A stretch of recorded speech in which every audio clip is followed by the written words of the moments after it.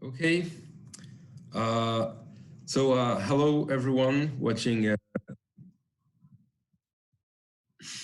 Okay, no problem.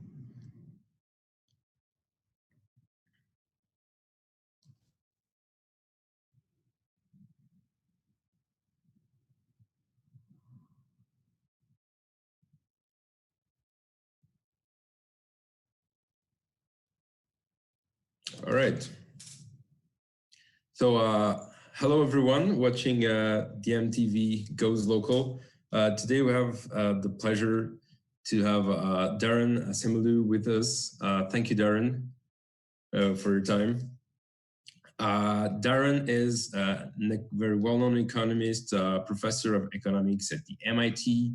He's published several relevant works, including a very well-known book, Why Nations Fail, The Origins of Power and Prosperity and Poverty, where Daron develops on why the inequality and the prosperity of nations during the course of history is well explained by the strength of institutions in the countries. And Daron, I'd like to ask you to start with, if you could give us, if you could explain us why why the strength of institutions made prosperity and inequality in countries to reduce, and why countries that are more wealthy and prosperous and where the wealth is more well distributed present more inclusive societies?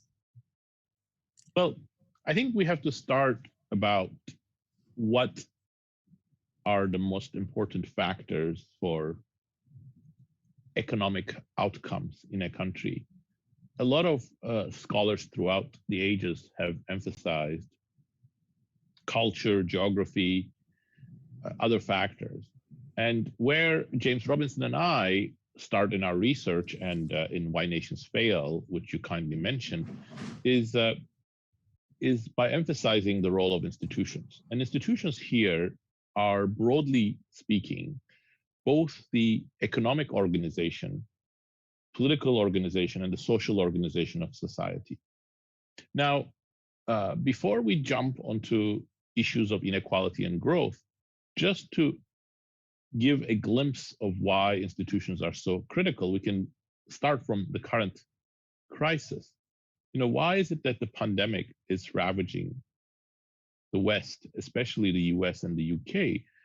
I think there is no other reasonable answer than the very sorry state of institutions in these countries. So look at the CDC, for example, the Center for Disease Control in the United States, which in the past was extremely successful in dealing with pandemics, most recently about Ebola, and now was completely unable to warn the US, take actions, prepare tests, prepare the infrastructure.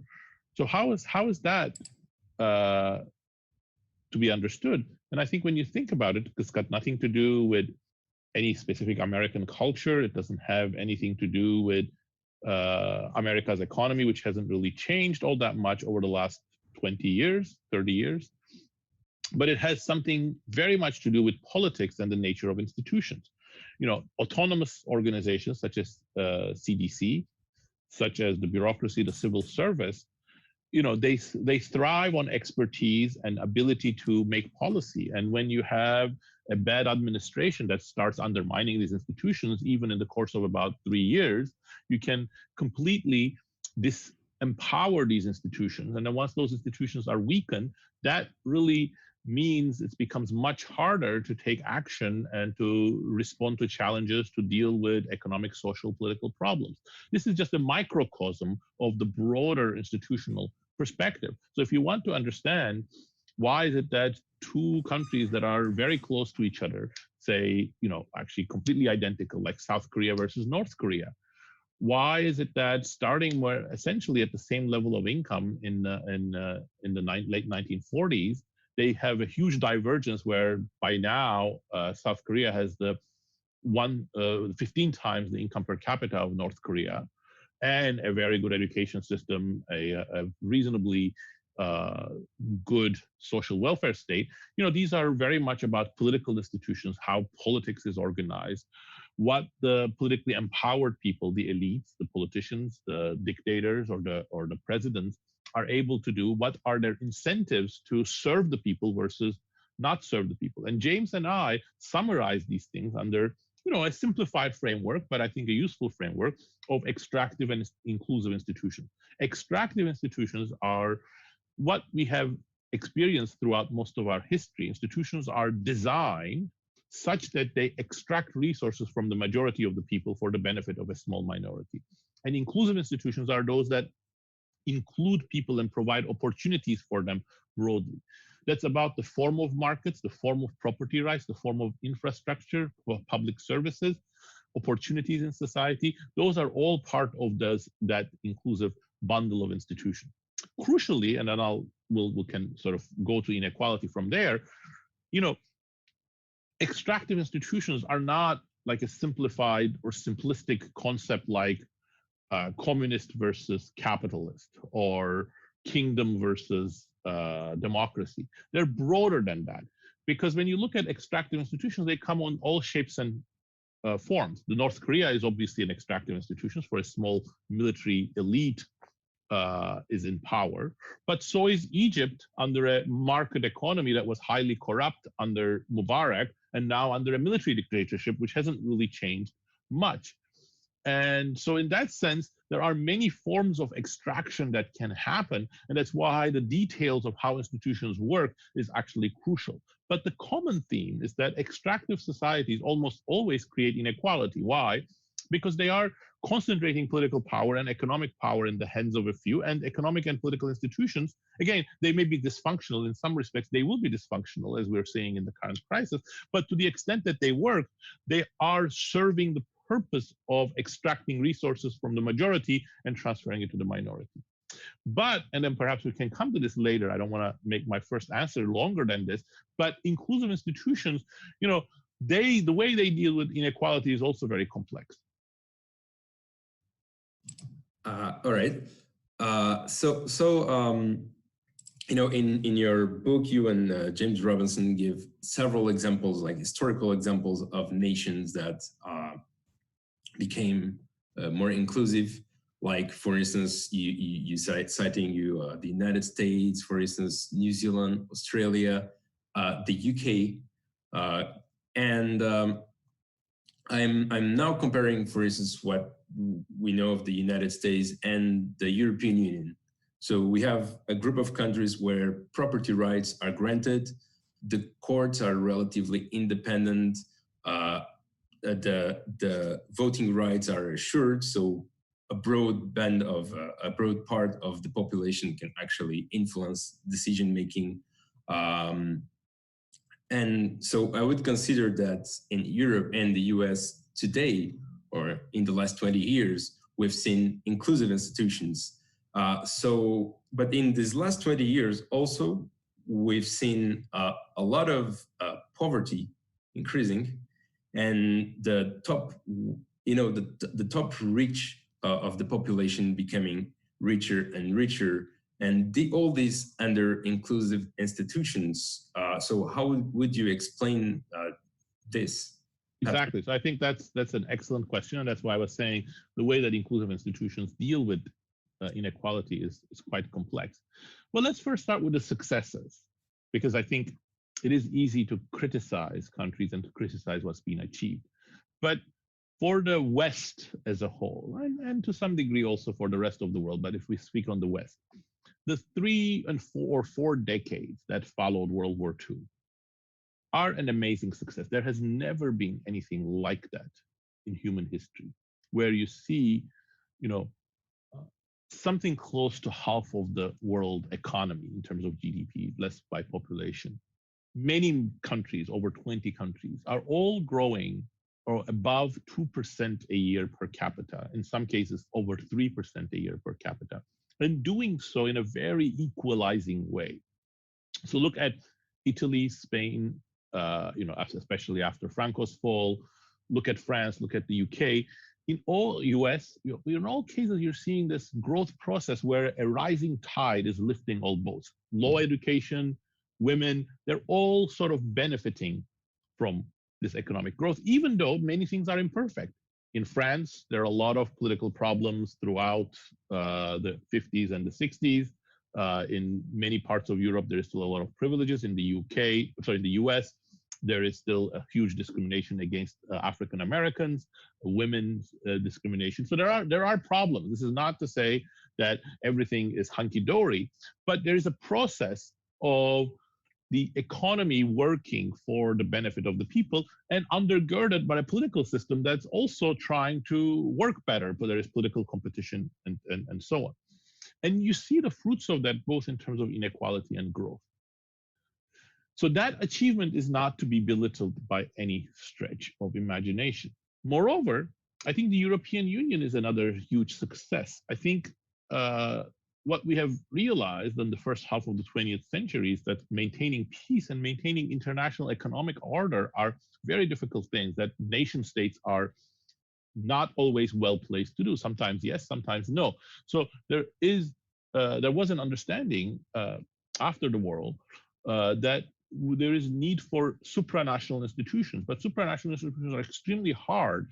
And I think nobody, even the most ambitious reformers of Europe, would have dreamt of the European Union being so successful in maintaining peace, maintaining economic cooperation, maintaining social political cooperation. So I think those successes are really to be underscored. But on the other hand, there are many tensions as well. And these tensions are really, in some sense, in the nature of inclusive as well as to some degree extractive institutions. You know, what is the engine of economic growth in any society, but especially in inclusive societies? Technological change. But technological change, as the famous economist Joseph Schumpeter long ago emphasized, is a disruptive process. And that disruption is going to create winners and losers. Sometimes, especially if it's not well managed, it's going to create inequality, and it will always generate political tensions. Some groups that want to benefit politically as well as economically from the process of economic growth. Those forces are only magnified by globalization. Again, I think globalization comes with winners and losers. There are some downsides to globalization, but it has been an important part of the economic system of the last 70 years. And it has generated tensions towards inequality. So what really well-functioning inclusive institutions needed to do in the face of rapid technological progress, rapid globalization, was find ways of making that growth process more inclusive, more equally shared, create and bolster, but also make it more rational, the social safety net, the welfare state. But unfortunately, that's not what happened. In most places, the adaptation to these changes has been slow or uneven, and in some places it's gone in the other direction. I think the poster child of things going wrong is the US in some sense. If you look at the US economic growth in the 50s, 60s, 70s, it had all the hallmarks of what I just described. But then in the 1980s, the United States starts dismantling its it's the social safety net. It also dismantles a lot of the regulations that kept the more powerful from becoming even more powerful, both in the politics and economics. And you see that coincides with the effects of technology and globalization getting out of control in terms of inequality. So that's why inequality has reached skyrocket levels, and the state has become so much weaker, and it has also opened the way to all of the political tensions that I was already hinting with in the context of the COVID-19 crisis, erosion of political institutions, and so on. So does this mean that inclusive institutions or capitalism or market economy is doomed to fail? No, absolutely not. I think we see different responses, for example, in the Scandinavian countries that have also gotten some things wrong, and that have also experienced greater inequality, but much less so, and have been able to adapt to them. There is a way that's not really sort of a collapse or increasing inequality or leading back to dictatorship. So that is actually very important, and we can talk about that more. But there's also a lot of element of choice about how these institutions that are quite open, that are open to voices, pushes, pulls from different directions, are really going to respond to them. And that's actually also a optimistic scenario in some sense, because it means there is a lot of agency there. It's not like we set up the right institutions, we write a constitution and everything else happens. Is that at every stage we have to sort of make sure that those institutions work, and there is a way out of the current crisis, which was brewing, well before the pandemic hit, well before COVID-19 emerged. So it's really, COVID-19 really laid bare many important fault lines. But there is also a sense in which I think your question was hinting, and it's right, that the US, for example, has really lost some of its inclusive character, especially over the last 3 years under the Trump presidency, but to some degree also before also. Thank you. And so, yeah, you talk about how inequality increased since the 80s, when the US started dismantling all the institutions that made it an inclusive society. And in some way, we experienced that also in the European Union, because we created this supranational organization, but we lost sovereignty in the nation states, and that's all right. But the citizens, they couldn't win this sovereignty at the supranational state through a series of, we're not going to speak about that here, but how the European Union functioning is a bit less democratic, or it dilutes the power of each citizen. And so we basically saw the same pattern in Europe, and with the COVID-19 that is accentuated all these destruction of the inclusiveness that existed. We are actually seeing in some countries a rise of the right wing. So far right wing, like for instance in Hungary, where institutions are being attacked. And I would like to ask you if you think that this COVID crisis and its effects in the economy might lead to a spiral of growth of authoritarianism in Western, the so-called democratic Western societies. Yes, well, absolutely. I think it is already doing so. And I think it is very much related to the increasing inequality, to globalization, which creates not just economic tensions, but also social tensions. And I think to a broader trend, which is the people's loss of trust in institutions. I think the problem with the European Union isn't that the European Union is run as a dictatorship.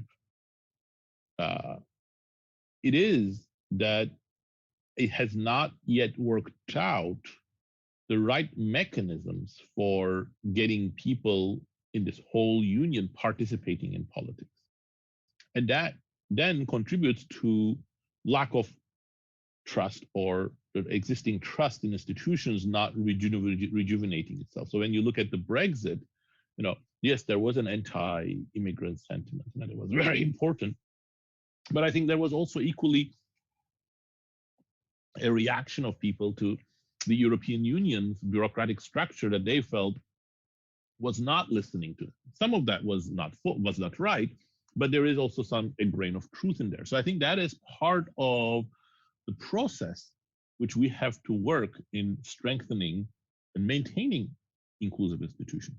So what we are seeing in many countries, and I think the details do matter and the details are different, but in what we're seeing in many countries is that right-wing populists, and make no mistake, these are really dangerous movements. They're not to be belittled.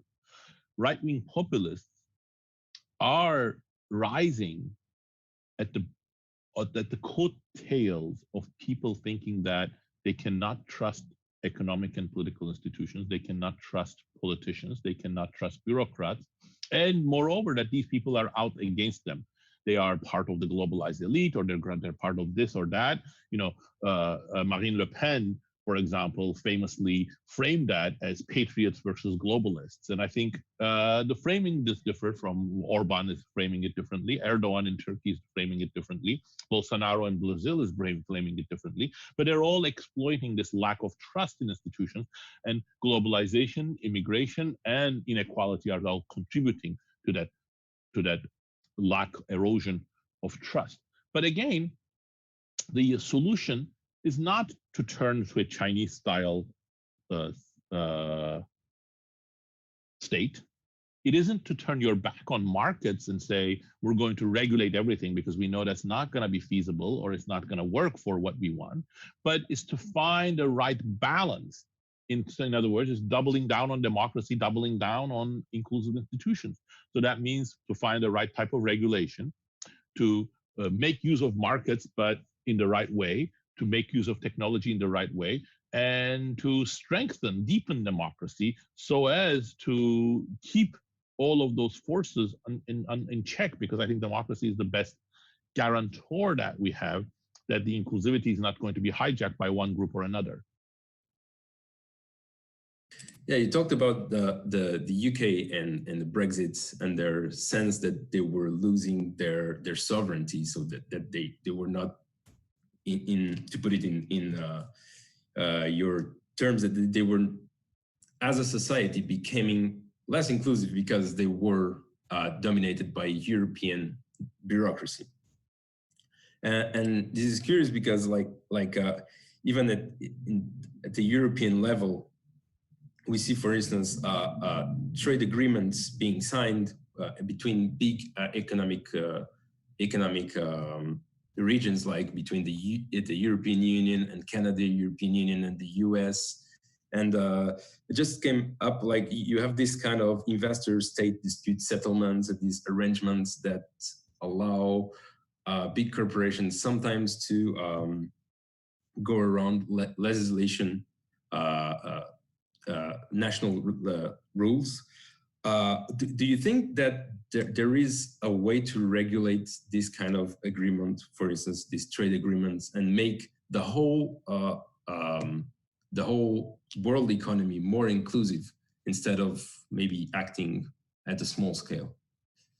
Well, that's a very difficult question. Yeah, because it has many sides. Look at the globalization aspect. I think almost every right-wing populist movement and some of the left-wing populist movements are convinced globalization is an evil that has to be brought under control. And there is no doubt that globalization has led to some excesses in the form of big capital flows that have underpinned financial crisis in some developing countries, in the form of cheap imports flowing uncontrolled in some cases, especially after the accession of China to the WHO, the WTO, and for example, research by David Otter, Gordon Hanson, David Dorn, and my own research with them, suggests that Chinese imports in the U.S. may have cost upwards of 1 million manufacturing jobs and probably more than 1.5 million jobs in total. So this is obviously has a cost in terms of creating economic livelihood in the developed world, and it has hit precisely the groups that were already vulnerable in terms of job opportunities, working in declining industries. Manufacturing was declining even before China came on the scene. And it is hitting low education groups. In that sense, it has to be part of the calculations when we think about globalization. On the other hand, it is also undoubtedly true that globalization has helped some, not all, but some of the poorest countries in the world.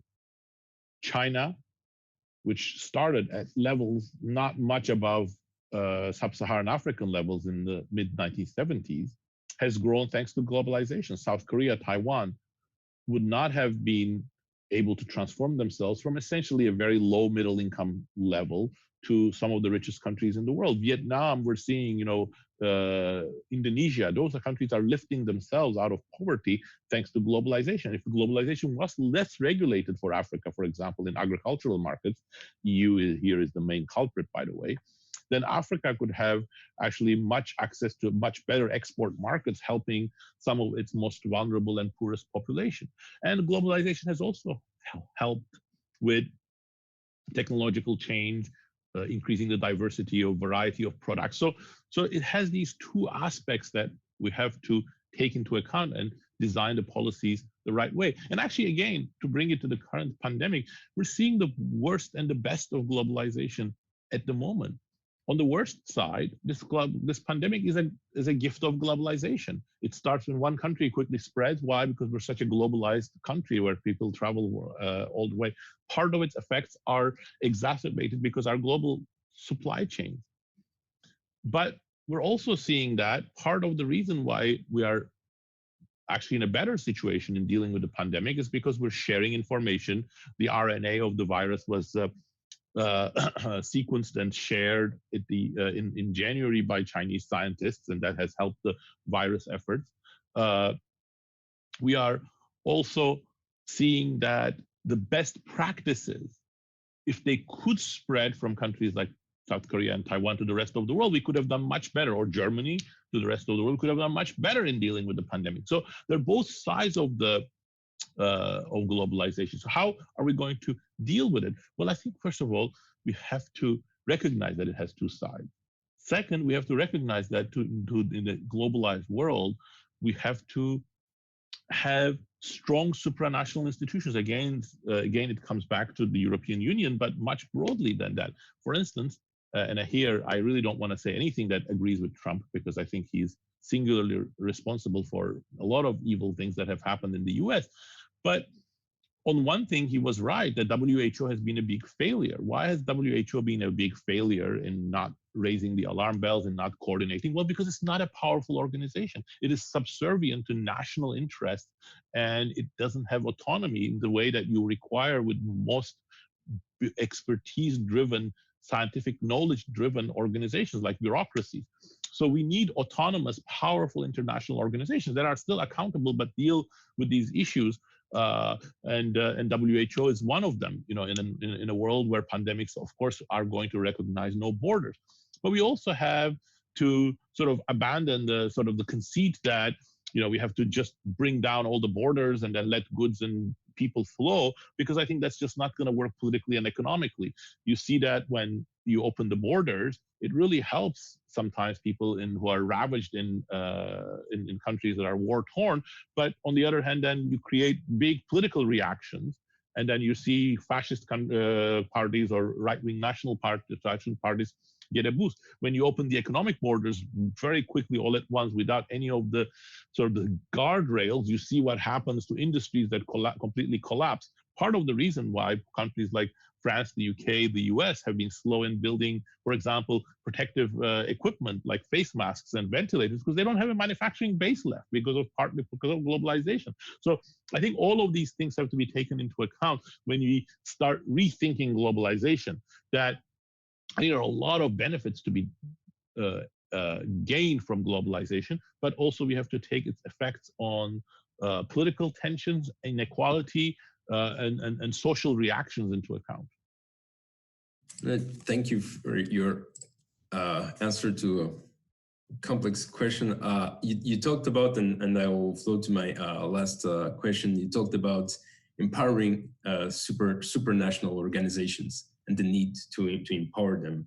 And in our movement in DiEM25, that's the main goal, is to empower the European Union as a supranational organization, and through democratization, more transparency, more accountability, through reforming the way the European Central Bank works, and through a transition towards a green economy, to create green investments, new job opportunities, and in my view, like all these measures would contribute to make the European Union much more inclusive, and we need this. And it's maybe a provocative question, but in the way, do you think that an optimally inclusive organization, and something that doesn't exist, but that's just imagine, do you think that it would lead, if a nation could be inclusive at a maximum, do you think that this would lead out of neoliberalist capitalism? I don't think so. First of all, I don't like the terms neoliberalism and capitalism too much. Part of the reason is because they bunch too many disparate things. You know, capitalism, I gave the example of Egypt under Mubarak. That's a capitalist economy. It's a market economy. France under Mitterrand, that's a market economy. Sweden in the post-war social democratic time, that's a market economy. But what's in common between these economies is not that strong. It's really how you make that market work. And neoliberalism also, I think if you interpret neoliberalism as the ideology of deregulating everything that led to inequality, of course, you know, we have to abandon that. But on the other hand, in Europe, many social democratic movements are accused of being neoliberal because they want to work with the market and they want to use the system of the market in order to improve incentives and efficiency while achieving their objectives. So that's why I think those terms sometimes are loaded. So if the question is we need to go back to an era of more regulated markets, yes, absolutely. But if the question is that we have to abandon markets and we have to have government planning at every stage, no, I don't think that's the solution. First of all, it will lead to lack of prosperity rather than prosperity. And secondly, I think it's politically very dangerous as well. So I think the plan must be, how do we build institutions that are themselves capable of providing the right type of regulation that's critical when it comes to environment, for example, but also at the same time, they are accountable. And I think that's what you were hinting at with the European Union. Let me actually talk about the environment a little bit. I think this is the most existential challenge facing humanity. I think we can easily destroy this planet through climate change and other actions, and we need to take urgent precautions to deal with it. But what is the right way to deal with that? Well, first of all, it won't happen unless there's a political coalition dealing with it. We live in a decentralized world. Nobody is going to be able to decree and say, we're going to deal with the climate change, not even in China. So I think the politics, that's one aspect of institutions, is critical. Second, you know, how are we going to make that work? Okay, there's one sort of solution, which sometimes institutions like Club of Rome would advocate: stop economic growth. We stop economic growth, we perhaps even reduce industrial production, and that reduces greenhouse gas emissions and other pollutants.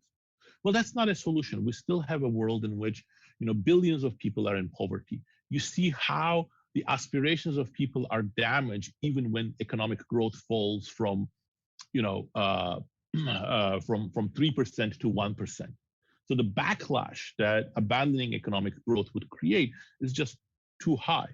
So the right way to deal with it, this is some of my research actually emphasizes this as well, is actually not to turn your back on economic growth or markets, but use them in the right way. So markets have been the best incentive system for new technologies, but we have given them the wrong incentives, doing much more right now under the Trump administration here by destroying institutions like the EPA, but we've given them the more incentives to use more oil, to use more cars, to use more planes.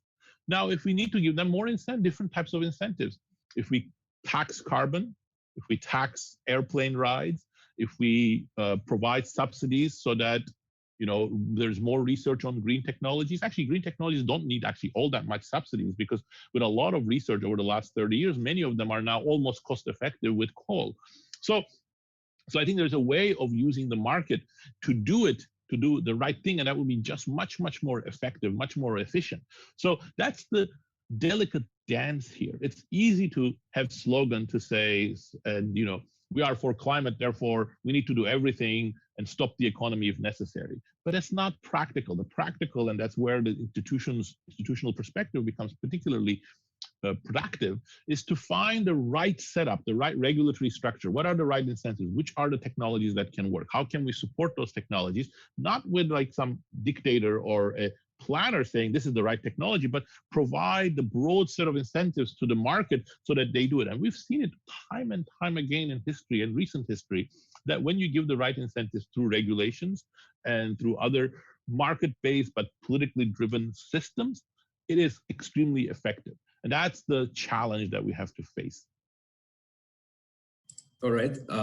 Thank you very much for your opinion in this last question. And thank you very much for being able to be here with us, even with your tight schedule. Thank you very much, Sergio. Thank you very much, Pierre. It was a great pleasure. Yeah, thank you. Bye-bye. Bye-bye.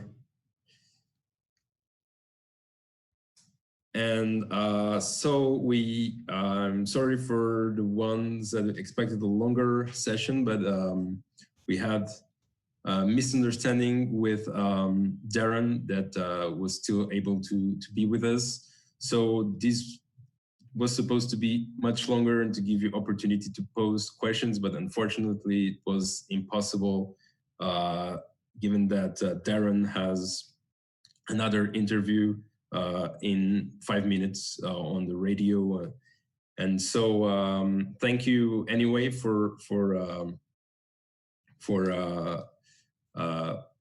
watching us, and hope you keep in touch to see the next webinars that will be broadcasted here on the YouTube channel of DiEM25 France in the series DiEM TV Goes Local.